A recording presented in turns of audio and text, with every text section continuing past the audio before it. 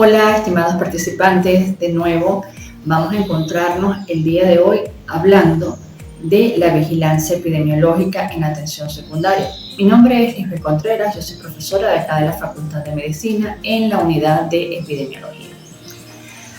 Bueno, vamos a hacer como un recuento de lo que se habló de lo que era vigilancia epidemiológica.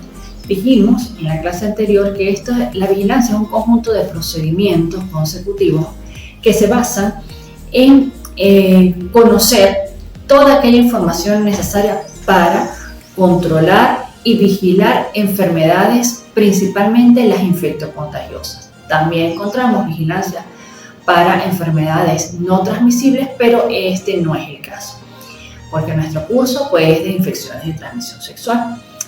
La vigilancia epidemiológica, como se dijo en su momento, se clasifica según el sitio de recolección de los datos en vigilancia activa y pasiva. También podemos, dependiendo de las actividades que se realicen o de la manera en que se estudia esta información, encontramos la vigilancia centinela y sindrómica. A nosotros acá nos compete más que todo es la manera en cómo se recolecta la información, que es la activa, pasiva o centinela. La sindromática va más dirigida hacia aquellas enfermedades que generan un síndrome febril, eruptivo, pero en nuestro caso no es así, porque, repito, hablamos de infecciones de transmisión sexual. Cuando hablamos de vigilancia activa, se refiere a toda aquella información que se recolecta en campo, es decir, cuando sale el personal de salud a buscar esos casos positivos o que se consideran sospechosos en la comunidad, mientras que la vigilancia pasiva es aquella donde el paciente, el usuario, se dirige a el centro sanitario, llámese ambulatorio, hospital, clínica, para ser atendido por una causa de salud. En su momento, en Venezuela llevaba a cabo ciertas vigilancia que era la centinela, cosa que en la actualidad desapareció, ya que la vigilancia centinela se presentaba cuando existían brotes o epidemias de determinada enfermedad. Pero esto lamentablemente se perdió, producto de que no hay ni recursos monetarios y mucho menos recursos humanos para hacer este tipo de trabajo.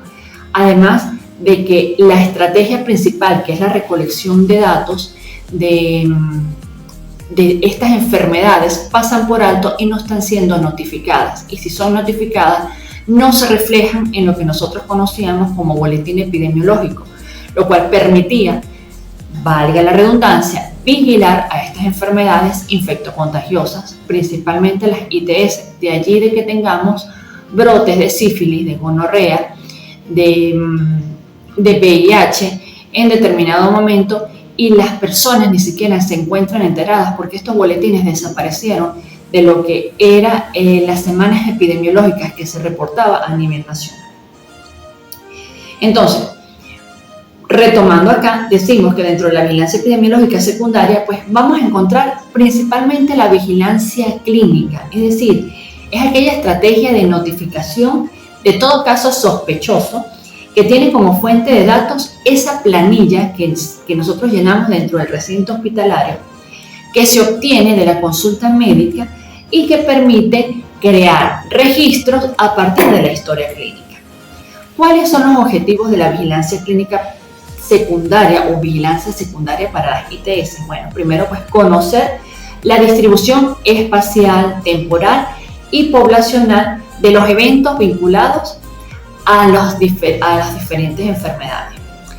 Permite también la detección oportuna de cambios en la frecuencia de esa distribución de esos eventos que se encuentran bajo vigilancia y las diferentes subgrupos poblacionales que están constantemente expuestos, como son esos grupos vulnerables de trabajadores sexuales, hombres que tienen sexo con hombres, transgéneros, entre otras que vamos a ir mencionando.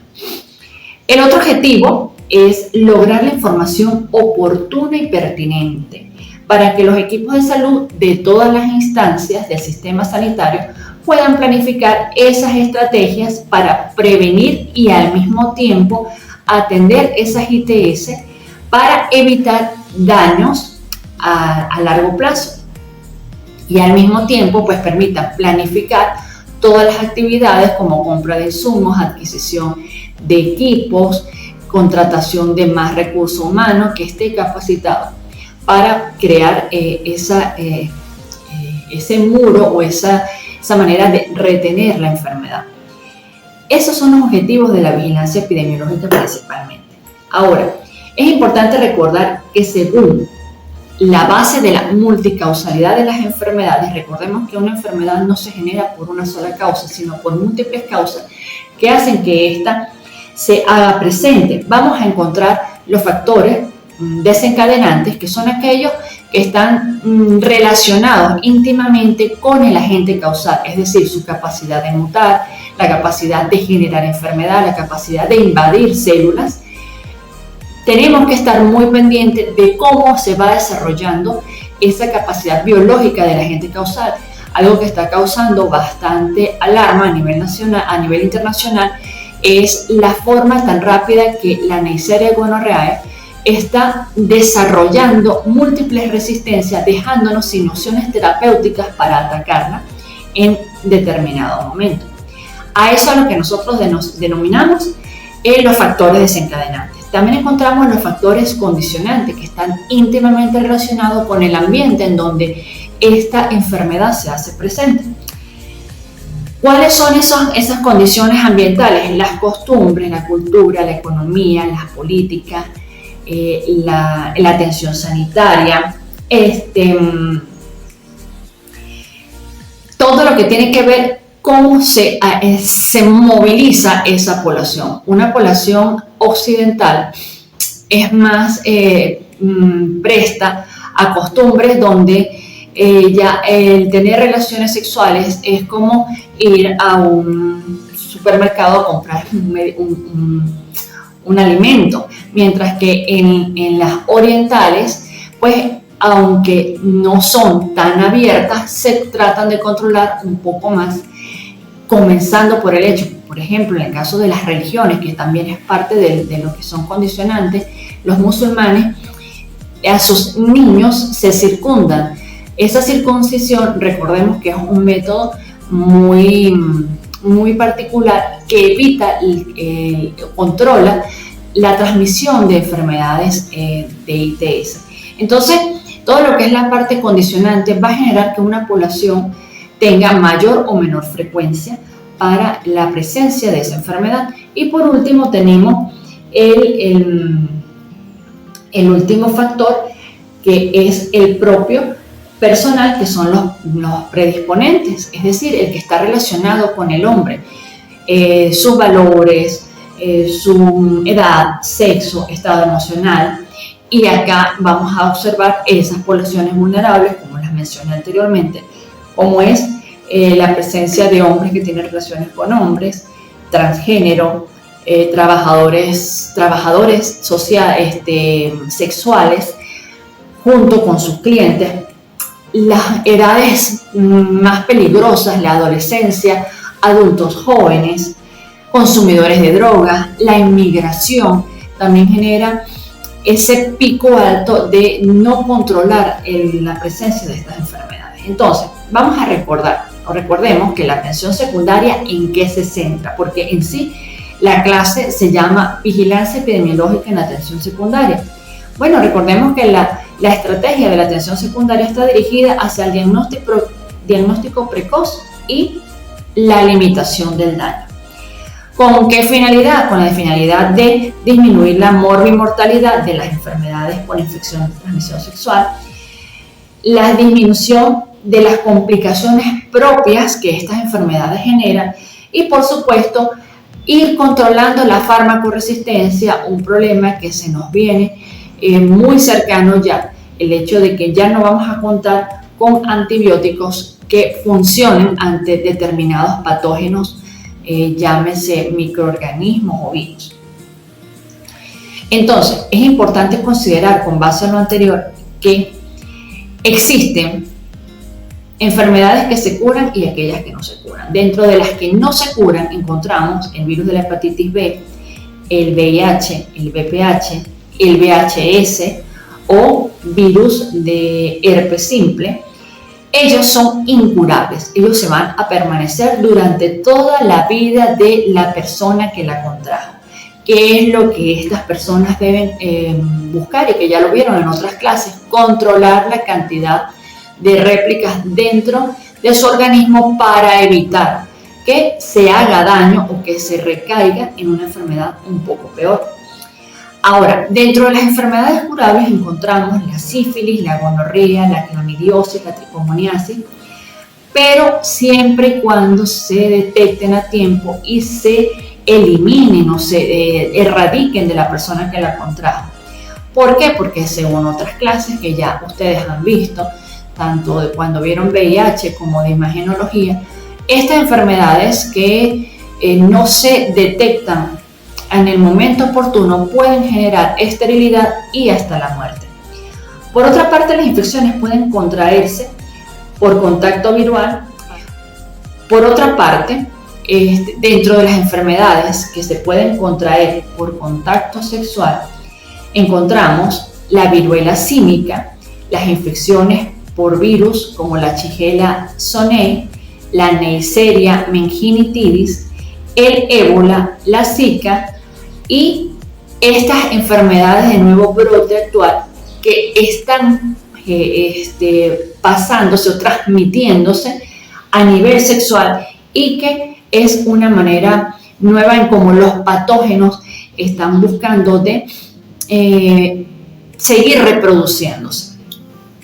Entonces hay que tener mucho en cuenta eso dentro de los recintos sanitarios.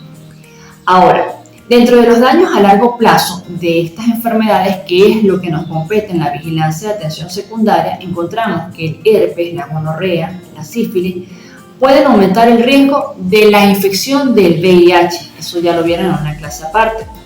La transmisión de una ITS de la madre al hijo puede causar la muerte prenatal o neonatal con prematuridad o insuficiencia ponderal del recién nacido, producto de una septicemia, una conjuntivitis neonatal o incluso anomalías congénitas. La infección de VPH a largo plazo va a generar cáncer de cuello uterino, así como el desarrollo de otros cánceres. Y se estima que en el 2019 la hepatitis B causó 820.000 defunciones, principalmente por cirrosis o carcinoma hepatocelular. Entonces, fíjense que esto es lo que nosotros tenemos que controlar cuando mencionamos que el objetivo principal de la estrategia del nivel de atención secundaria era diagnóstico precoz y limitación del daño. Vamos a evitar que estas enfermedades generen estas causas tan letales y que son completamente irreversibles. Algunas ITS como la gonorrea y la clamidiosis son causas importantes de enfermedades inflamatorias pélvicas o de infecundidad femenina. Por lo tanto, las acciones de la vigilancia deben dirigirse a la detección temprana de la enfermedad con el uso de pruebas rápidas, confiables, que se apliquen en el lugar de la atención sanitaria. Vigilancia de patógenos que están desarrollando resistencia ante microbianos, como el caso de la gonorrea, que ya se los mencioné. Incrementar la disponibilidad de la atención de calidad centrada en las personas, y la vigilancia se debe utilizar adecuadamente esa vigilancia de los fármacos, donde se registre qué es lo que se está entregando o cuál es el antibiótico que se está usando, y a la vez hacer un seguimiento para detectar a tiempo la resistencia de los patógenos que se están presentando en la población, para lo que esa detección temprana me evite la generación de cepas mayormente resistentes. Y recordemos que esto es parte de las estrategias de la Organización Mundial de la Salud para potenciar las medidas de la salud pública y prevenir y tratar este tipo de infecciones. Ya para concluir, la vigilancia secundaria debe enfocarse en tratar eficazmente las ITS con información e intervenciones profilácticas y pautas terapéuticas adecuadas, promulgar reglamentación eficaz sobre el uso de medicamentos antimicrobianos, consolidar el programa de vigilancia de la resistencia de los gonococos o a los microbianos. Es decir, la tercera es consolidar el programa de vigilancia de la resistencia de los gonococos a los antimicrobianos mediante el establecimiento de una red de laboratorios que coordine dicha vigilancia y que esté vinculada al Sistema Mundial de Vigilancia de la Resistencia a los Antimicrobianos y de su uso. La cuarta, velar porque se preste una atención adecuada y de calidad a las personas con infección de transmisión sexual y en la medida de lo posible realizar pruebas y prescribirles tratamiento el mismo día. Detectar los fracasos terapéuticos gracias a un conjunto normalizado de protocolos de seguimiento. Y acá viene la evaluación. Ustedes van a elaborar un mapa conceptual con un plan epidemiológico donde señalen cuáles serían las actividades básicas que se deberían llevar a cabo dentro de un recinto sanitario, como el caso de la recolección de datos, consolidación, análisis y divulgación de la información para una ITS, la que ustedes decidan, y presentarlo, como les dije, en forma de mapa conceptual, tomando en consideración lo que conversamos, que es muy importante, la resistencia ante los antimicrobianos. Bueno, fue un placer. Nos veremos en una próxima clase.